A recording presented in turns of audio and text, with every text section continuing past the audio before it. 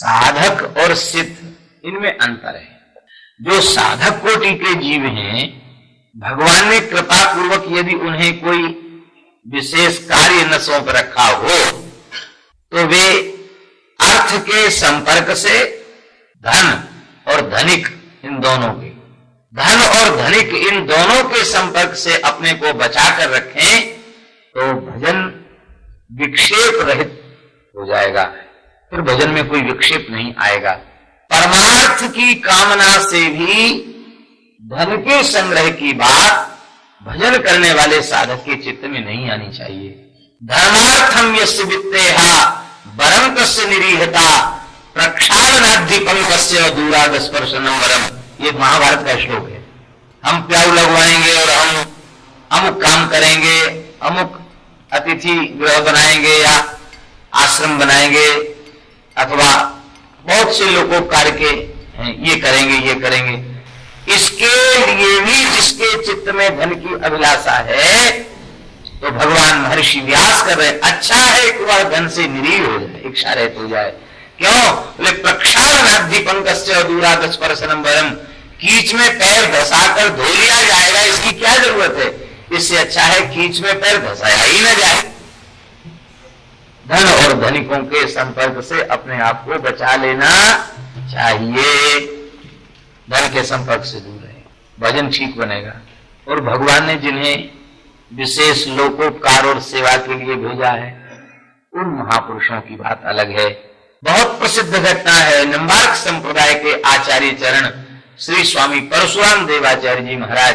परशुराम देवाचार्य जी महाराज एक बार नित्य सत्संग के क्रम में तीव्र वैराग्य का वर्णन कर रहे थे, संसार की भोगों की असारता का वर्णन कर रहे थे और त्याग का विशेष रूप में निरूपण कर रहे थे।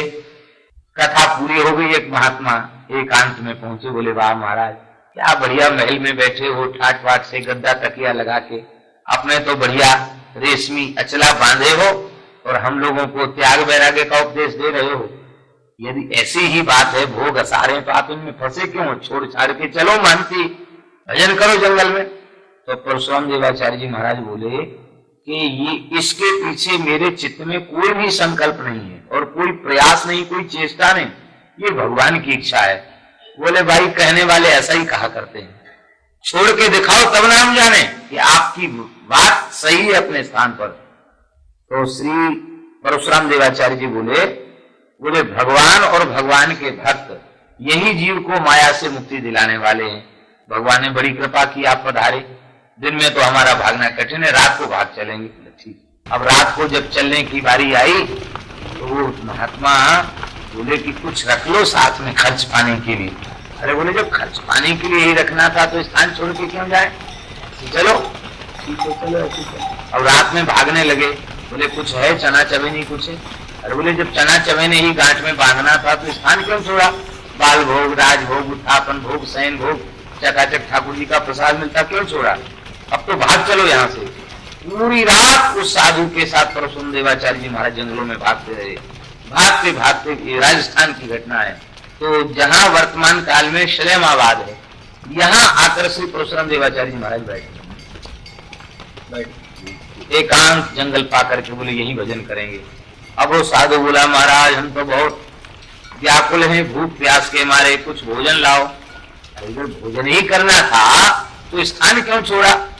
महाराज आप तो भजन करो, हमारे तो भूखे भजन न हो, गोपाला ये लो अपनी कंठी माला। वो गया, कई कोस चलकर गया, एक गांव मिला, वो जैनियों का गांव था। आप बुरा मत मानना, जैन धर्म भी हमारे सनातन धर्म की ही एक शाखा है, पर वे ऐसे जैनी थे जो वैष्णवों को नहीं मानते थे, बैरागियों को बिल्कुल नहीं मानते थे। रोते चिल्लाते, परेशान हो गया, किसी ने चटाक भर आटा नहीं दिया। अंत में साधु बोला मैं तो भूखे ही मर जाऊंगा। लोगों को दया आ गई तो आधा पाव आटा उसको दिया। बोले इतने में हमारी भूख कहां बुझेगी, हम तो 2 साधु हैं। तब लोगों ने कहा भाई आधा पाव और दे दो। 1 पाव आटा लेकर वहां से वो चला। और इधर परशुराम देवाचार्य जी ध्यान में बैठे थे। उसमें एक बहुत बड़ा अमीर आदमी था, राजस्थान का लाखा बंजारा। वो 1 लाख बैलों पर सामान लाद कर व्यापार करता था, 1 लाख बैल लेकर चल रहा था। उसने देखा जंगल में कोई संत बैठे हैं।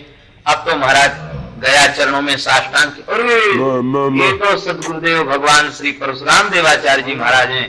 अब हर बैल के ऊपर लदे हुए सामान में से थोड़ा थोड़ा भेंट करने लग गया। अन्न का, घी, गुड़, तेल, चीनी, पाट, पटंबर, रुपया, कपड़ा, कंबल, लत्ता, इतना सामान अंबार लग गया वहां जंगल में। तब तक वह बेचारा साधु पाव भर आटा लेकर के आया।